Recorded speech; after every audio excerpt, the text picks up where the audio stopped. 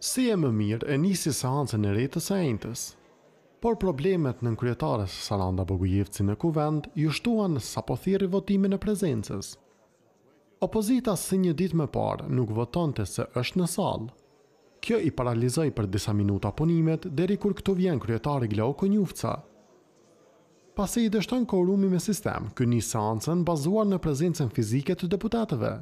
Diçka e tillë u kundërshtua nga minoranca, por Konjufca thirrej në nenin 54 të rregullores para se të largohet nga aty.